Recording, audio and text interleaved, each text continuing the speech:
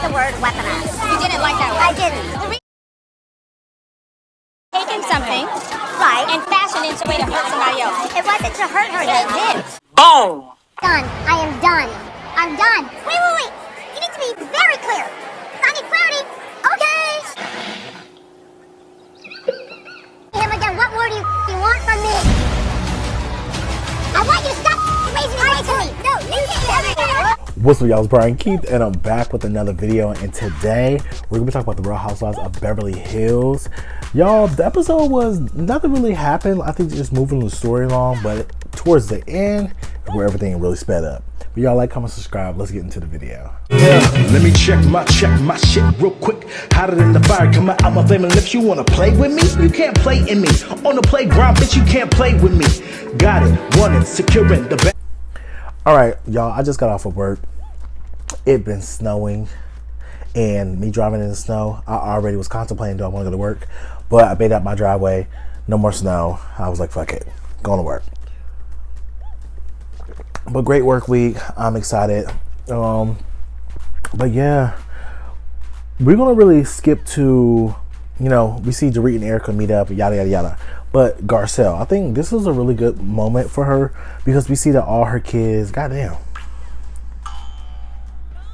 Okay, we see all her kids basically come to eat at her beach house. Her beach house is beautiful, breathtaking. Also about houses, I want to send my condolences to the families in Los Angeles. If you were being affected by the fires, my heart goes out to you guys. I just saw on the news, and like it was on TikTok as well, like the airplane view of the fires was crazy. And I heard that Bozma on Housewives Beverly Hills, she lost her house, and I'm just, I'm happy that people didn't lose their life. Just be safe in these times. Like, you cannot take stuff for granted. Like, these fires are crazy. But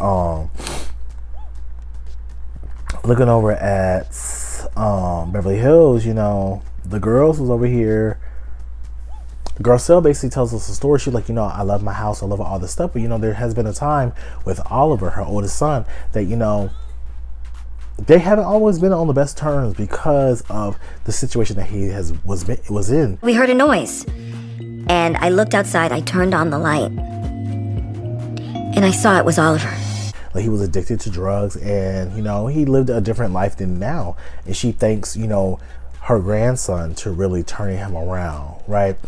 Don't get me wrong, Oliver is not perfect. The whole situation with Raquel and the situation with his, I guess his baby's mother, it was what it was. But Garcelle talk about the time she, looks back on a time where she was over here at home with her girlfriend, drinking wine, telling stories, gossiping, doing what they do. They hear a big bang at the door, knocking on the door. She goes to the door. Before she opened the door, she turned the porch light on, or they got porch light, but the light on, right? And she see who it is. Oliver. She's like, okay, are you okay? He's like, open the door. But she's like, he didn't look like himself. He didn't seem like himself. So she was like, no. And he was trying to get into the pool house, and like maybe let's just be quiet. Maybe he'll, go somewhere else. I mean, and this is my son. Basically, no, they didn't open the door. She was like, her sons were at her ex's house. So she was just like, the fact that she had to contemplate about opening the door was, the hard part. But they had to teach him tough love because of all the things that has transpired beforehand. So this was the tough love that we had to do, so that hopefully that's the thing that changes things. That's the thing. Like I said, it definitely brings another element to Garcelle's story. And I know a lot of people online, they love to bash Garcelle, like, oh, she don't bring nothing, she's this, she's that.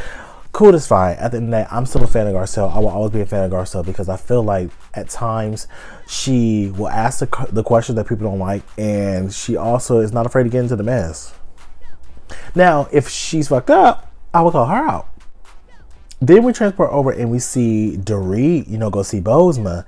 And Dorit, basically, she sits down. She says, so my husband during therapy said that he wants a fucking divorce from me. He said that he does not want to be with me ever. And I'm just like, girl, can I get a sip of my wine before we start spilling the tea? Throws out, this is why I want a divorce, and I don't want to be married to this woman. No. And it's just one of those things where I'm just like, Dorit is so concerned about the situation because she's like, he's not communicating with me, he's not talking to me.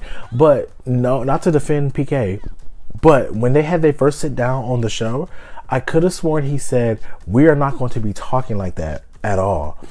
And I don't know how the phone situation is with Dorit. Maybe she called him like for every little thing, but if he's trying to set a boundary that we're not going to be talking like that at all, I mean, you do have to respect that boundary. But if it's about the kids and only about the kids, then he should return the phone call and, you know, pick a communication. But I think Dorit is hanging on and clinging on to the idea that they're going to be back together. And I don't think he wants to be back together with her. And we see that she has a new boo and he is fine. So I'm like, girl, a win is a win. So we do see Bozma. She's over here. My back. We do see Bose. She over here goes out to a little date with her, you know, her boyfriend. You know, we stay aligned. Yeah. Okay? What would you like from a relationship? Oh, gosh. I'm like, shout out to them. And it's really cute to see Black Love on TV.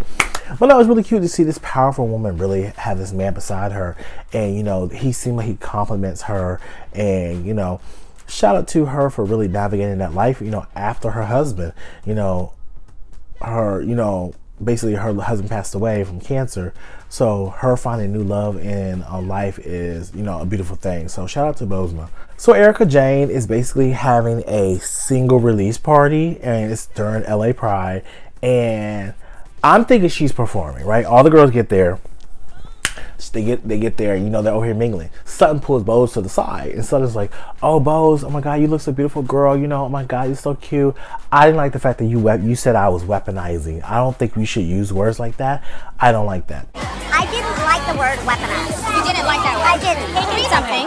Right. And fashion is a way to hurt somebody else. And Bose basically said, okay, I get that you don't like that, but the reason why I said it is because you use something sensitive and a sensitive topic of Dorit to use it against her, which in turns means you weaponize information that you knew.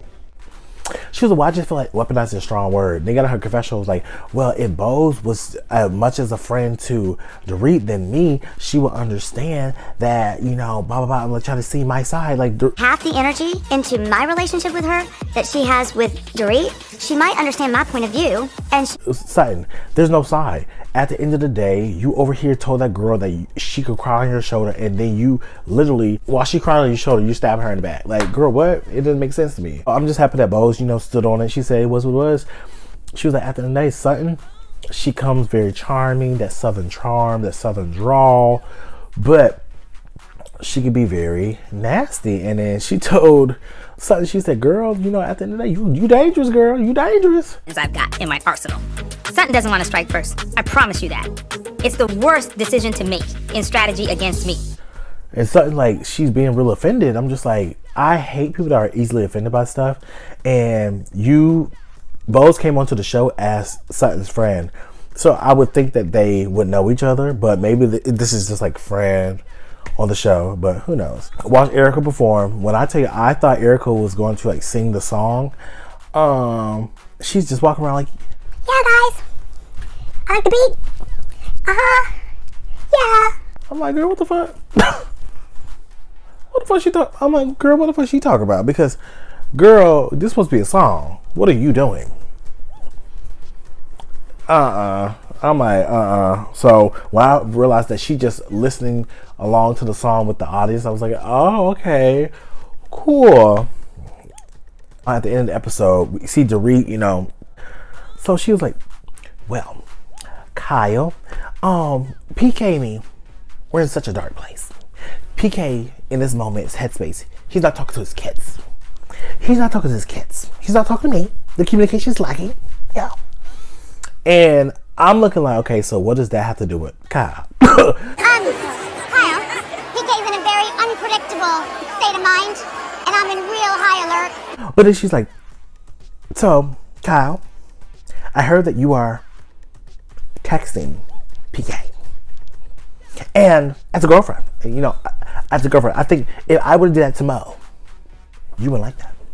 You wouldn't like that. So anything about your relationship or anything that's going on. We don't talk like that. It's literally like memes and jokes and things like that. That's it. girls go around the room, and Garcelle is like, would you over here call? Would you talk to your friend's man when they're going through a situation like a divorce, separation, blah blah blah?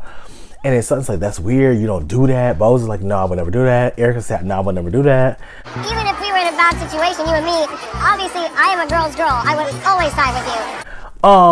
My opinion, yeah, girl. I had a friend that I was going through a breakup with my ex, and I told her, like, you're following him on social media. And mind you, I introduced them. She just started following him on social media, and I'm just like, yeah, it's just after she knew the situation, she knew what I went through. I was like, yeah, I'm about to unfollow him. Can y'all just unfollow him just in solidarity with me, blah, blah, blah. She grown, so I can't make her do it, but I'm just like, as a friend, girl, I was over here in my early 20s, like, girl, come on. So she was like, no, you don't tell me what to do. I can do whatever I want to do. And I'm just like, girl, you don't know him, so I don't see what the deal is. And she made it such a big deal. She was like, no, could we like send memes? We're over here talking. I'm just like, girl, what? Like, you don't know this man, so I don't see what the tea is. Like, why aren't you over here unfollowing this motherfucker? But no. So that really destroyed our relationship because, one, I stand on business. Two, if it was you, I'm loyal. So if my mom divorces somebody, bitch, you divorce me too. Sorry. No, that's my mother. I'll stand by my mother 10 toes. I don't give a fuck about none of that. And the same goes for my friends. So with Kyle, yes, it does seem weird that you're over here sending text messages talking to a PK because he's using you as a confidant for what? But like, still, even now, I mean, have I gotten a meme from him in a while?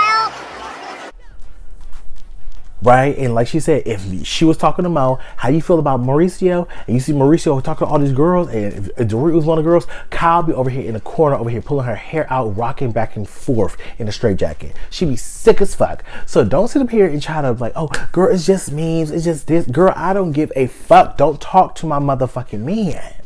Or potentially ex-man. Like, what are you doing? You supposed to be my friend. You supposed to be standing with me in solidarity. Don't get mad at me. I'm just... No, pretty strong statement. She basically tells Sutton, she said, Sutton, at the end of the day, you say you want to be my friend, right? Sutton's like, yes, I want to be your friend. I want to be here with you. I'll be here for you. She's like, okay, you want to be here with me, but you're the main one basically pointing at me and antagonizing me and beating me down. So how can I be the person to cry on your shoulder when you are the person that's basically using all that information against me? And we had this conversation on the boat. Was that the same conversation where you wanted me to lean on you? So Sutton's just like, you know what? If you just want to say I'm not your friend, then I'm not your friend. I'm not your friend. We're not friends. We're not cool. We're not this. And I'm just like, with Sutton, I just feel like you're just proving her point, because you talk about sisterhood, you talk about togetherness, but you are literally a pivotal point that is trying to bring a wedge against people. And to hold someone accountable, cool, but for me, I just feel like Sutton shouldn't say, oh, you could just cry on my shoulder, I'll be here for you, when you use literally as gathering her information to throw back in her face. Why would you think of calling the person that actually is kicking you while you're down? Then forget it. All right, friends. And forget it. There you go. Girl. But, Sutton's like, you know what? At the end of the day, you got issues with Kyle. Go to Kyle. Talk to her. Talk to your real friend. Talk to your real friend. Just take it from her. Talk to your real friend. Okay. I thought in the past ever that it bothered you that PK and I sent memes. I would never have done that. But, in Kyle's defense, Kyle said that she said PK been more of a friend than Dorit has been lately. I said, ooh. Ooh. Ooh. So Kyle just basically told her, like, at the end of the day, don't be mad at me because you're bitter. I said, ooh, bitter? I'm done. I am done. Oh, wait. You need to be very clear. I need clarity. Okay. You know what? This is... Okay, but you're so bitter. Bitter. Bitter. She said, don't be mad at me because you're the one that's bitter. You don't be mad at me. This had nothing to do with me. The Kyle's trying to absolve herself from the situation. And unfortunately, you brought yourself in a situation by texting her man. And you told Garcelle. Garcelle brought it back to the group. So to be honest, Kyle, you should have said, well, how do you even know that I was texting him? Because I only told Garcelle. That's what you should have said, but the girls ain't too quick. To each his own. So I just think it's funny, like, Kyle, at the end of the day, you want to over here scream, and she was like, Kyle basically said, girl, what do you want from me? She said, girl, Why would you stop yelling with your veins popping out your fucking forehead? What more do you want from me? I want you to stop raising your voice to me. No, you can't. I like the girls was kicking, but that was basically the end of the episodes. It seemed like Kyle and Dorit are really not in a good space. Like, it is what it is. Like, Kyle already declared that PK is a better friend than Dorit. Crazy work. But y'all, what do you guys think? In the housewife world, so much stuff is going on. Bose is over here sending cryptic message, basically saying that she might not come back to the show. Like, it's so much going on. But y'all, like, comment, subscribe, and I'll see you guys in the next video. Peace. Brian Keith, LG, Black Butte. Bet you didn't know we the Holy Trinity. Now let a guy stop a jolly, break your ear here. Step into the room and get up in the bed. It tastes sweet, that's cause I'm good. It tastes sour cause I'm better than the hood. Cause I get you hyper when I'm running all around, cause I excite ya. Let me talk real quick. You can't even get with the shit. You wanna go toe to toe with my flow? This American all I really ask you for. Now I got to go.